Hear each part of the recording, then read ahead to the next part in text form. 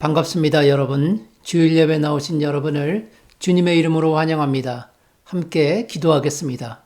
온 땅이여 여호와께 즐거운 찬송을 부를지어다. 기쁨으로 여호와를 섬기며 노래하면서 그의 앞에 나아갈지어다. 여호와가 우리 하나님이신 줄 너희는 알지어다. 하나님은 영이시니 예배하는 자가 영과 진리로 예배할지니라.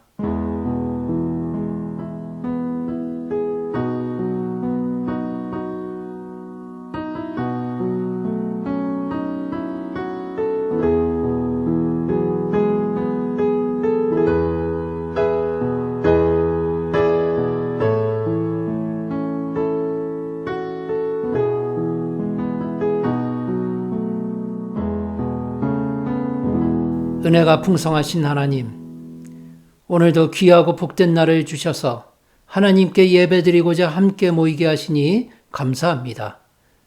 인간의 지혜와 힘으로는 어찌할 수 없는 전염병의 위기 앞에서 오직 하나님만을 의지하고 우리 주 예수 그리스도를 바라보며 힘과 위로를 얻는 믿음의 자녀들로 살아가도록 인도하여 주시옵소서. 이 시간 예배 가운데 참여한 주의 백성들에게 크신 은혜를 부어주시기를 간절히 소망합니다. 신령과 진정으로 하나님께 예배드리도록 인도하여 주시옵소서. 예수님의 이름으로 기도드립니다. 아멘. 사도신경으로 신앙 고백하겠습니다. 전능하사 천지를 만드신 하나님 아버지를 내가 믿사오며 그 외아들 우리 주 예수 그리스도를 믿사오니 이는 성령으로 잉태하사 동정녀 마리아에게 나시고 본디오 빌라도에게 고난을 받으사 십자가에 못 박혀 죽으시고 장사한 지 사흘 만에 죽은 자 가운데서 다시 살아나시며 하늘에 오르사 전능하신 하나님 우편에 앉아 계시다가 저리로서 산자와 죽은 자를 심판하러 오시리라. 성령을 믿사오며 거룩한 공회와 성도가 서로 교통하는 것과 죄를 사하여 주시는 것과 몸이 다시 사는 것과 영원히 사는 것을 믿사옵나이다. 아멘. 찬송가 250장 구주의 십자가 보혈로 함께 찬송하겠습니다.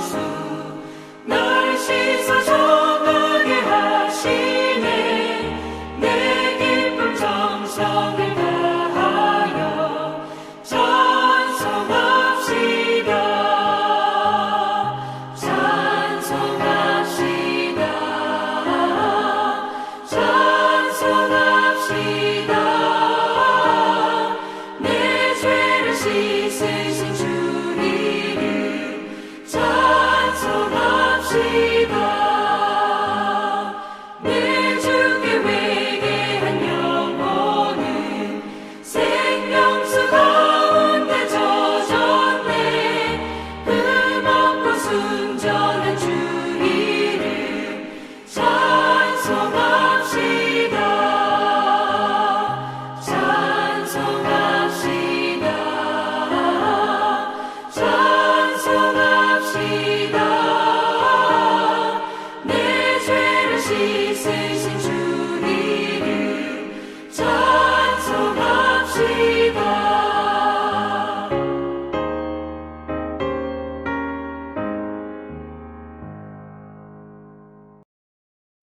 합심 기도 시간입니다. 우리 합심해서 함께 기도하겠습니다.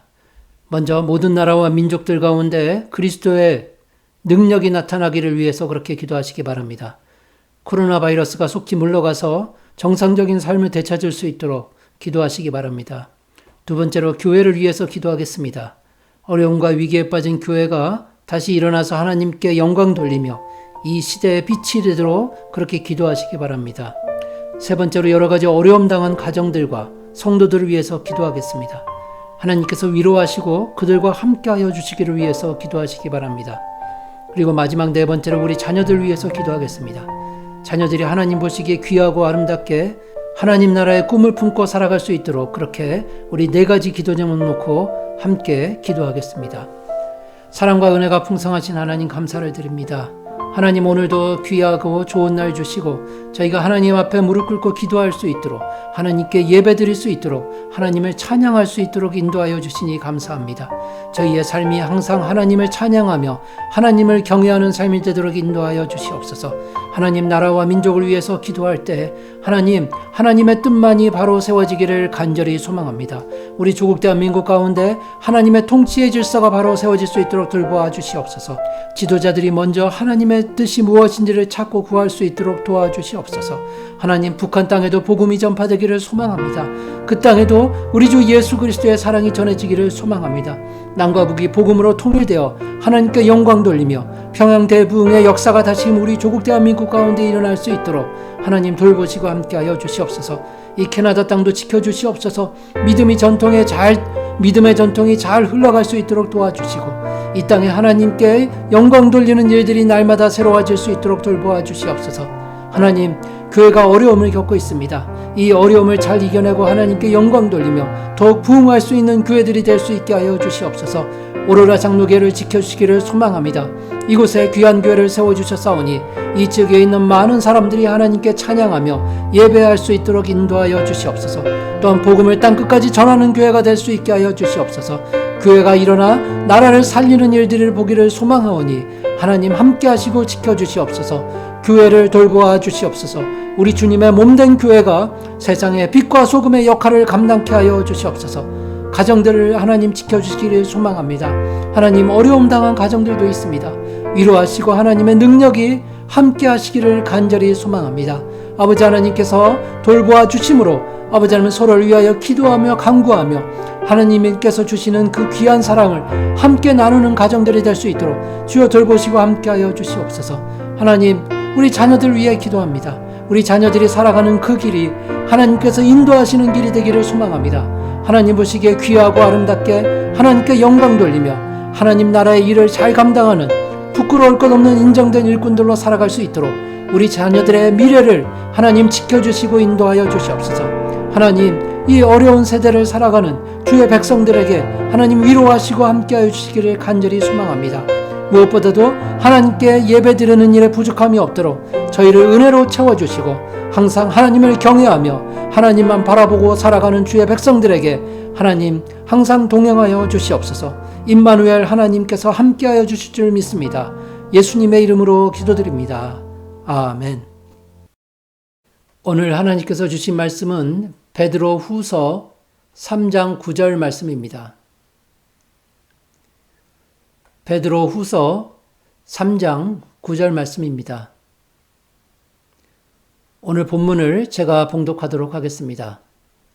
주의 약속은 어떤 이들이 더디다고 생각하는 것 같이 더딘 것이 아니라 오직 주께서는 너희를 대하여 오래 참으사 아무도 멸망하지 아니하고 다 회개하기에 이르기를 원하시느니라. 봉헌하겠습니다.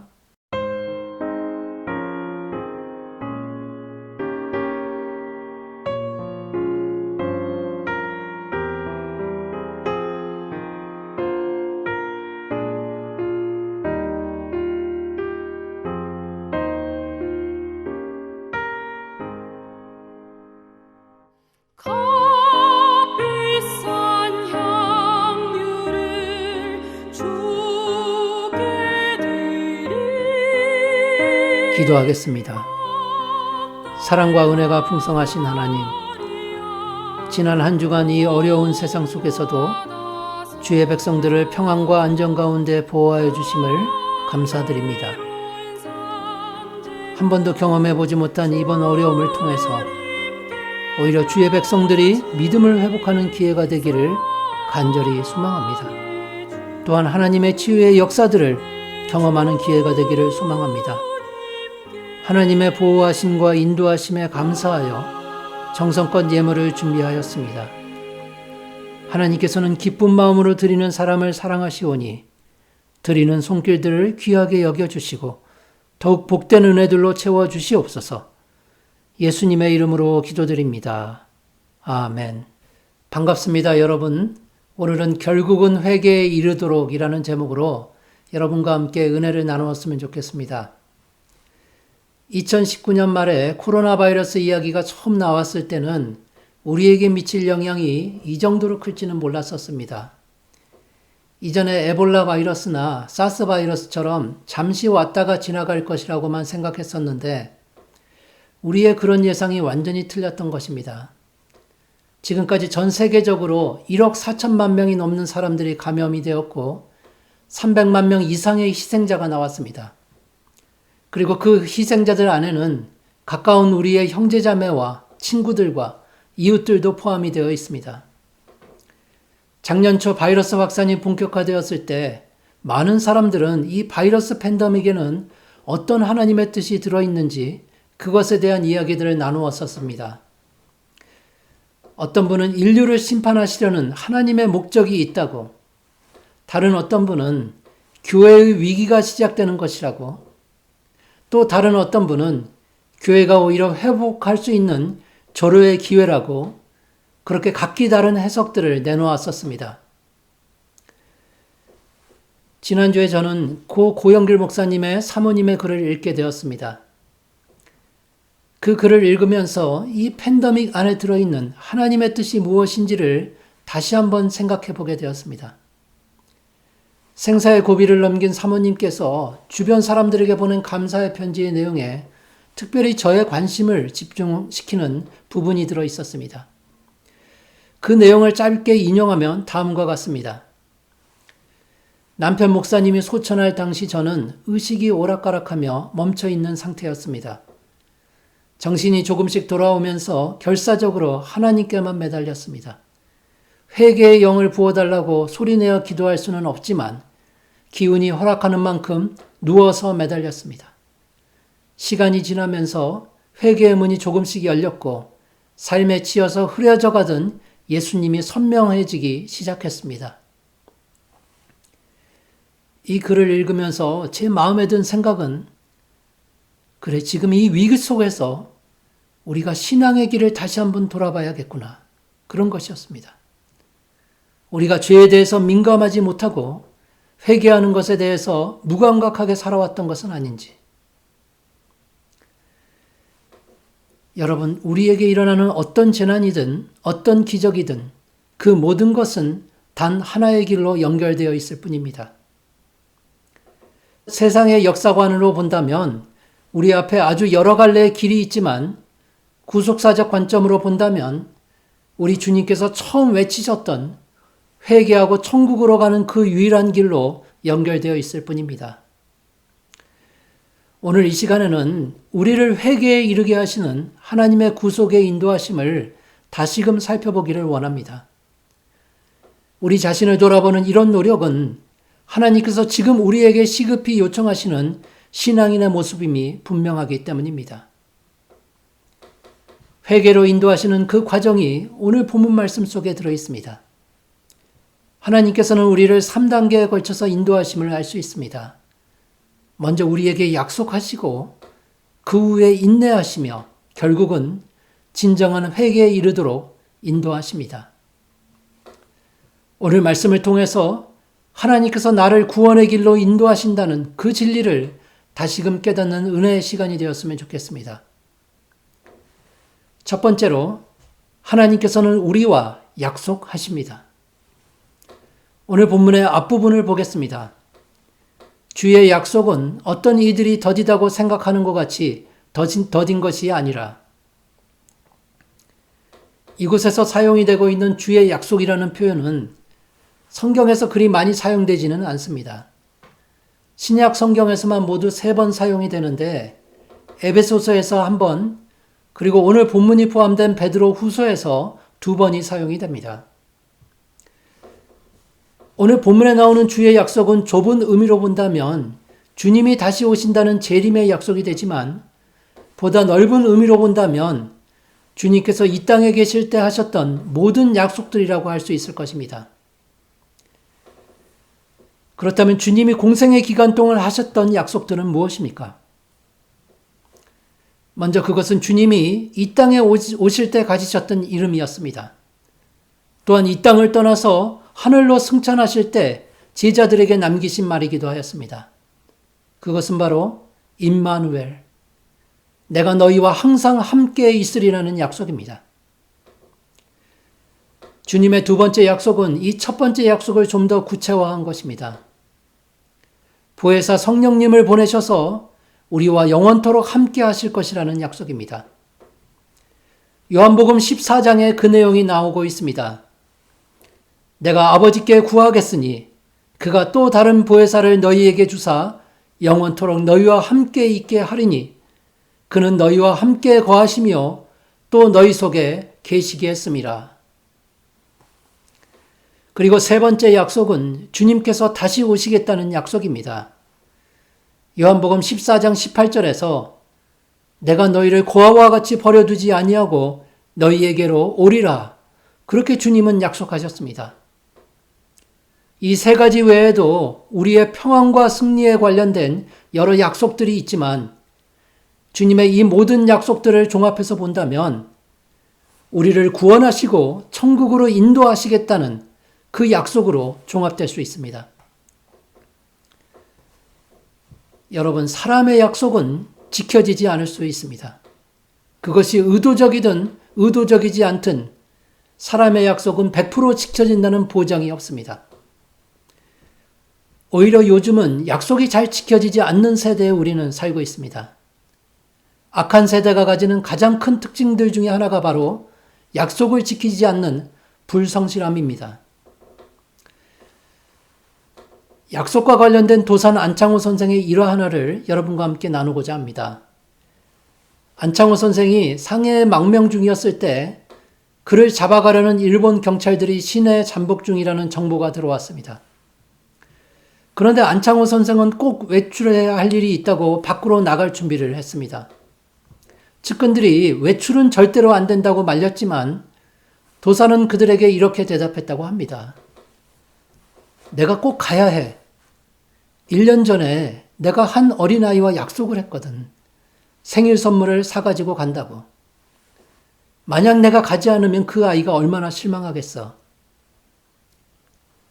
도사는 그렇게 한 어린아이와 약속을 지키기 위해서 외출을 했습니다. 그러나 잠복한 일본 경찰에게 체포되었고 서울로 압송되어서 대전에 있는 감옥에서 3년 반 동안이나 복역을 했다고 합니다. 이렇듯 사람의 약속은 자이든 타이든 그것이 꼭 지켜진다는 보장이 없습니다. 그러나 하나님의 약속은 다릅니다. 그 약속은 반드시 지켜집니다. 이미 많은 약속들이 완전하게 지켜졌고 또한 무오한 성경 말씀이 그것들이 반드시 지켜진다고 증명하고 있습니다. 우리와 항상 함께 하신다는 임마누엘의 약속은 주님의 성육신으로 지켜졌습니다.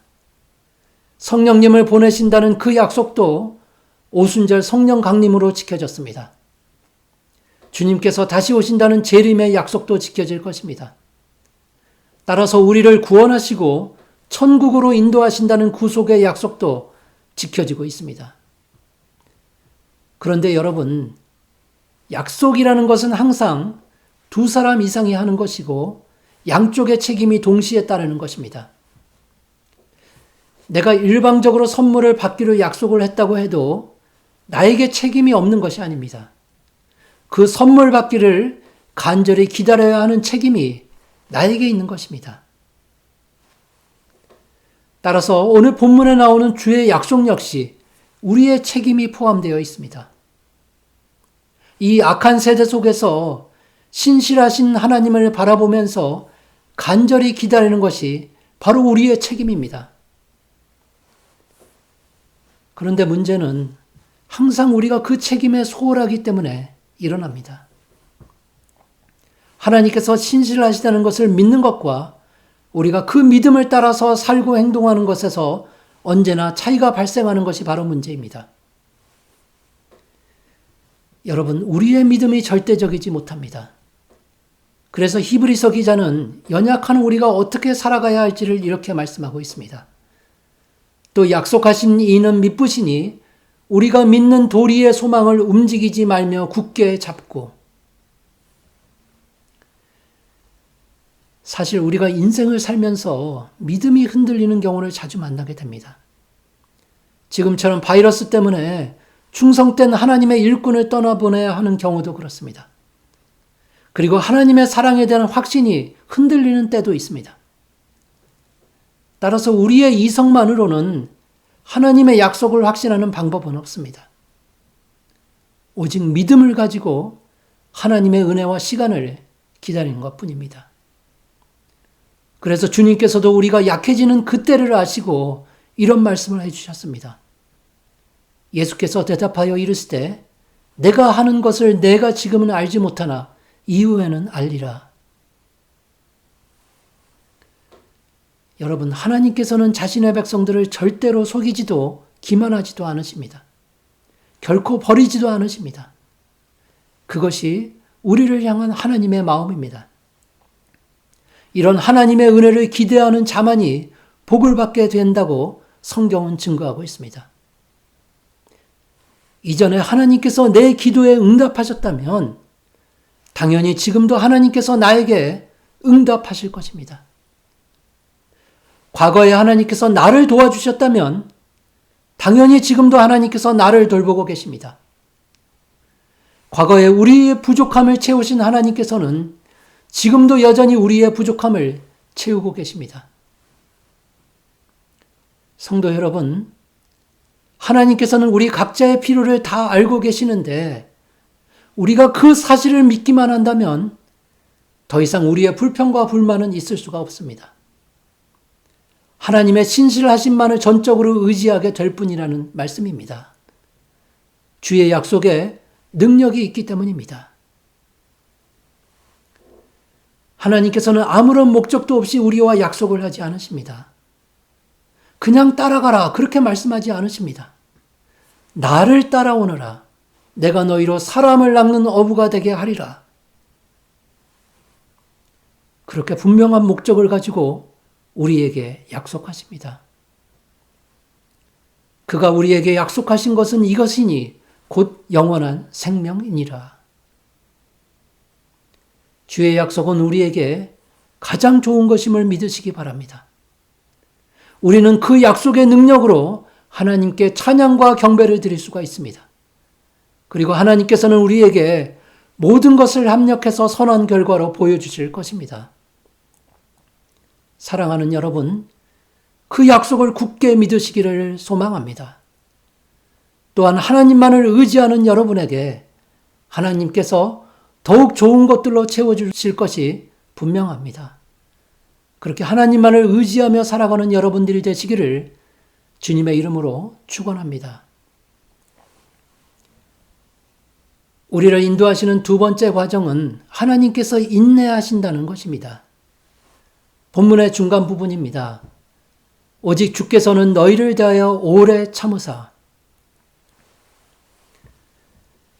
하나님께서는 그분의 형상을 따라서 인간을 창조하셨습니다. 그러나 인간은 타락했고 하나님과의 약속을 지킬 수 없는 죄인으로 변질이 되었습니다.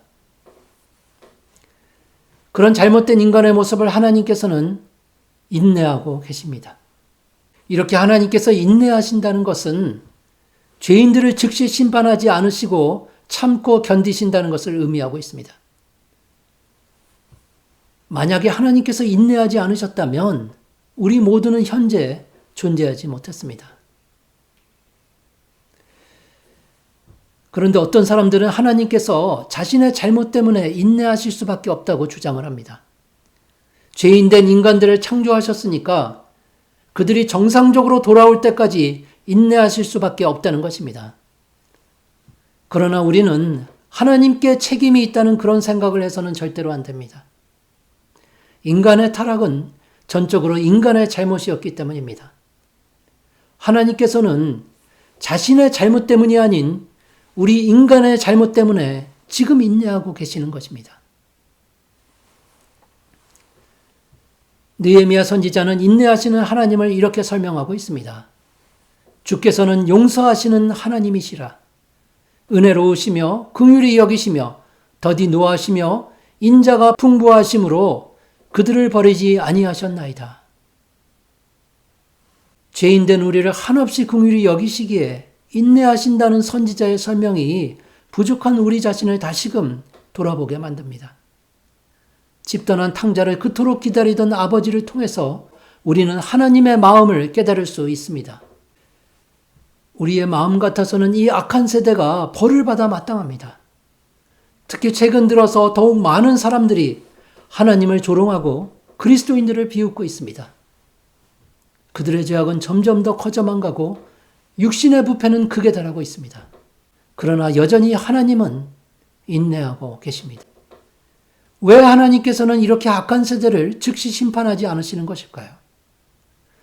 특별히 하나님을 믿고 구원받았다고 고백하는 그리스도인들의 만연된 죄악에는 왜 침묵하고 계시는 것일까요?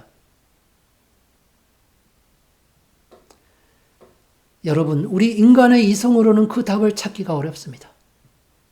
성경이 주시는 말씀만이 우리에게 유일한 답이 될 뿐입니다.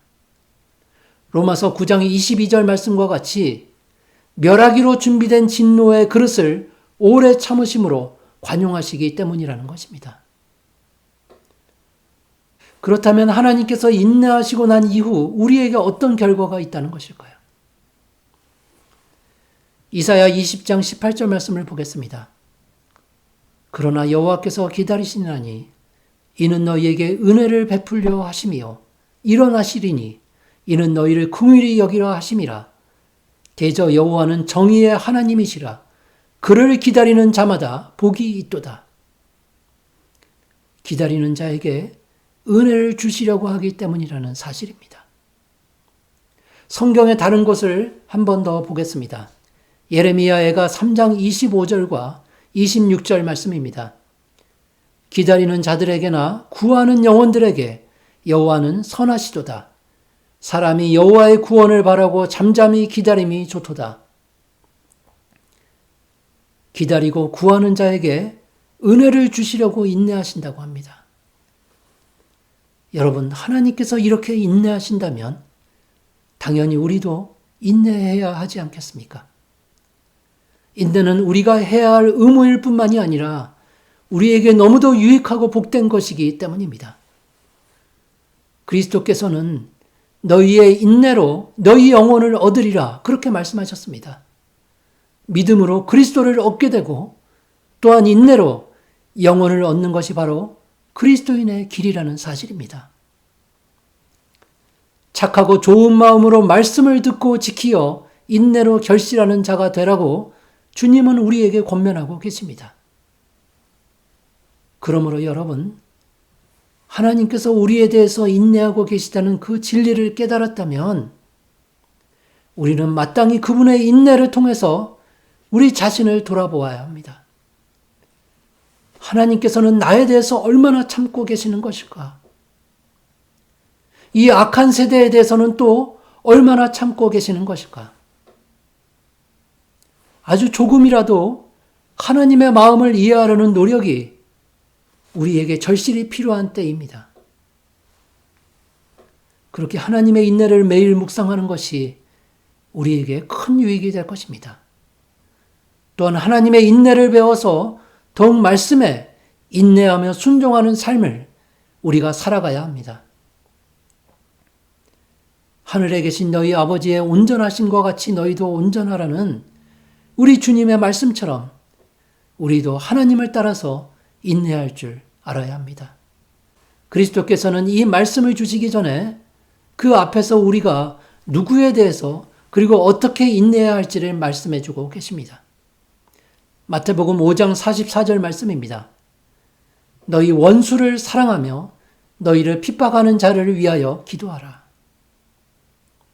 하나님께서 먼저 우리 죄악에 대해서 큰 인내를 보여주셨으니 우리도 그 인내를 따라서 해야 된다고 말씀합니다. 누구를 위해서 그렇습니까? 우리 이웃을 향해서, 그리고 가까운 우리의 가족을 향해서 우리는 인내해야 한다고 말씀합니다. 여러분, 어렵고 힘들 때일수록 인내가 참 어렵습니다. 그러나 그런 때 인내는 더욱 빛이 나게 된다는 사실을 기억하시기 바랍니다. 한 주간 우리를 향하신 하나님의 인내를 깊이 묵상하면서 그 인내를 여러분의 삶 가운데 실천해 보시기를 주님의 이름으로 소망합니다. 세 번째로 하나님께서는 결국 우리가 회개에 이르도록 인도하십니다. 오늘 본문 말씀을 다시 한 번 더 보도록 하겠습니다. 주의 약속은 어떤 이들이 더디다고 생각하는 것 같이 더딘 것이 아니라 오직 주께서는 너희를 대하여 오래 참으사 아무도 멸망하지 아니하고 다 회개하기에 이르기를 원하시느니라. 본문은 지금 이렇게 끝이 나고 있습니다. 다 회개하기에 이르기를 원하시느니라. 하나님께서 지금 우리에게 원하시는 것이 무엇인지를 한마디로 요약한다면 바로 그것이 우리가 다 회개해야 한다는 것입니다. 언제부터인가 회개는 설교에 인기 있는 주제가 되지 못했습니다. 죄에 대한 이야기가 줄어든 것이 당연한 결과입니다. 그리고 죄에 대한 이야기는 현대 신앙인의 대화에서 찾아보기가 힘이 들어졌습니다. 그런데 여러분, 기독교가 부흥했을 때를 보면 항상 제일 중요한 주제가 바로 죄에 대한 것이었습니다. 죄를 깨닫고 고백하고 용서받고 찬양하고 승리하는 그 모든 과정이 항상 동일하게 부흥의 기간에 나타났습니다. 그러나 요즘은 죄에 대한 이야기를 잘 하지 않습니다. 기독교가 어려워지고 침체되었다는 그 증상을 잘 보여주고 있는 것입니다. 특별히 지금처럼 재앙으로 어려운 기간에는 더욱 그러한 것 같습니다. 그렇다면 지금처럼 전염병이 창궐하고 아주 치명적이었던 1700년대 미국 대륙의 상황은 어떠했을까요? 여러분도 알다시피 그때는 미국을 휩쓴 대각성이 있던 기간이었습니다. 전염병이 창궐했지만 우리의 영성은 더욱 빛이 났다는 것입니다. 당시에 대각성 운동을 주도한 조나단 에드워드 목사는 한 젊은 원주민 선교사로부터 깊은 감명을 받게 되었습니다. 그리고 그의 일기를 책으로 출간했습니다. 데이빗 브레이너드의 일기라는 책이 바로 그것입니다. 데이빗 브레이너드는 21살에 개종을 하고 24살에 헌신을 해서 29살에 생애를 마쳤던 질그릇처럼 연약한 인물이었습니다. 그는 온갖 전염병으로 고생을 하면서도 인디언들에게 복음을 전하는 일을 마다하지 않았습니다. 그리고 젊은 나이에 하나님의 부르심을 받았습니다. 1744년 7월 6일에 그의 일기는 다음과 같이 시작을 합니다. 하나님께 경외심을 가지고 잠에서 깨어났다. 잠자리에서 일어나자마자 너무도 타락되고 불결한 내 영혼이 정결케 되기를 위해서 간구했다. 기도를 마친 후에 말씀을 한참 동안 읽고 다시 기도했다. 나의 죄를 깨닫고 하나님 앞에서 울부짖어 기도했다. 여러분, 하루 종일 기도와 말씀 묵상, 그리고 복음 전파만을 했던 브레이너드가 아침에 눈을 뜨자마자 자신의 죄를 자각하고 회개의 기도를 드렸다는 그 내용은 지금 우리에게 너무도 큰 도전이 아닐 수 없습니다. 브레이너드는 인디언 언어에 능숙하지 못했기 때문에 항상 그의 설교는 단순하고 서투를 수밖에 없었습니다. 그러나 그의 설교는 인디언들의 마음을 자극하기에 충분하였습니다. 한 번은 설교 내내 흐느껴 울고 있는 한 인디언에게 왜 우느냐고 물었다고 합니다. 그러자 그 인디언은 그리스도께서 나의 죄 때문에 양처럼 끌려가 피를 흘리신 사실을 내가 생각할 때 어떻게 울지 않을 수 있겠냐고 그렇게 대답을 하였습니다. 여러분, 복음이 순수한 마음에 전해졌을 때 나타나는 첫 번째 현상은 바로 회개입니다.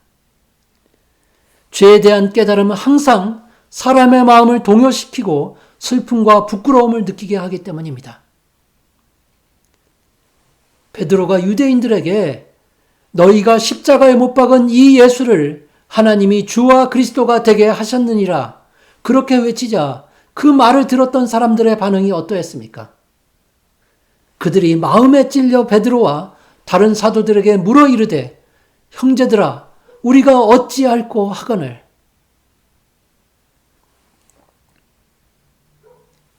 이런 슬픔과 부끄러움은 우리 영혼으로 하여금 여러 가지 일들을 수행할 수 있도록 도와줍니다. 그것은 우리로 기도할 수 있도록 도와줍니다. 우리의 죄를 절제할 수 있도록 도와줍니다. 그리고 우리의 삶 전체를 바꾸려고 노력하게 만듭니다. 이런 행위들은 결코 인간의 노력으로는 가능하지 않습니다. 그 과정이 수고와 고통을 수반하기 때문입니다. 따라서 회개로 인도하심은 분명한 하나님의 역사입니다. 사도 베드로는 회개로 이끄시는 하나님의 사역을 이렇게 설명하고 있습니다. 베드로가 이르되 너희가 회개하여 각각 예수 그리스도의 이름으로 세례를 받고 죄 사함을 받으라. 그리하면 성령의 선물을 받으리니 이르되 너희가 이 패역한 세대에서 구원을 받으라 하니. 여러분, 우리의 회개는 하나님의 약속과 인내하심과 인도하심의 결과입니다. 하나님의 사역은 우리가 풍요로울 때나 빈궁할 때나 강할 때나 약할 때나 모든 상황에서 동일하게 역사합니다. 감리교 창시자 요한 웨슬레의 동생인 찰스 웨슬레는 이렇게 회개로 이끄시는 하나님이 우리의 유일한 소망임을 깨달았던 사람이었습니다. 그가 작사한 찬송가 280장 천부여 의지 없어서는 그 진리를 잘 나타내고 있습니다. 천부여 의지 없어서 손 들고 옵니다. 주 나를 외면하시며 나 어디 가리까? 내 죄를 씻기 위하여 피 흘려 주시니 곧 회개하는 마음으로 주 앞에 옵니다. 나 예수 의지함으로 큰 권능 받아서 주님께 구한 모든 것 늘 얻겠습니다. 내 죄를 씻기 위하여 피 흘려 주시니 곧 회개하는 마음으로 주 앞에 옵니다. 사랑하는 여러분, 신앙인으로서 지금 우리에게 가장 시급히 필요한 것은 무엇입니까? 하나님 앞에 회개하고 그분의 인도하심만을 의지하며 살아가는 것이 아니겠습니까? 한 주간 그렇게 여러분을 인도하시는 하나님을 만나고 경험하시기를 소망합니다. 그리고 그분께 회개하는 마음으로 참된 기쁨과 평안을 누리시는 성도님들 모두가 되기를 주님의 이름으로 축원합니다. 함께 기도하겠습니다.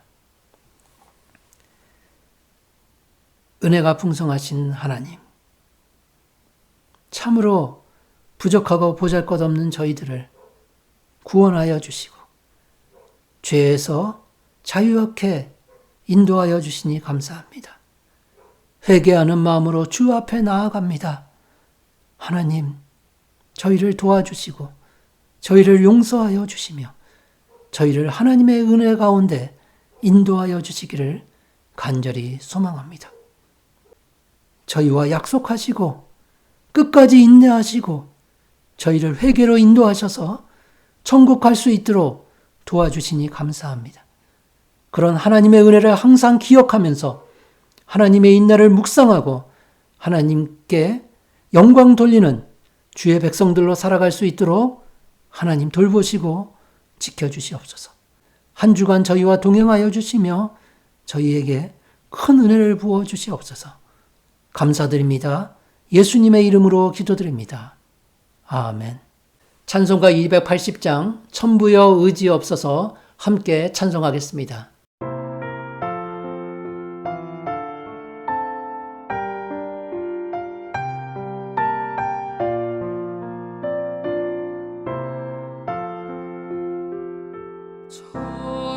천부여 의지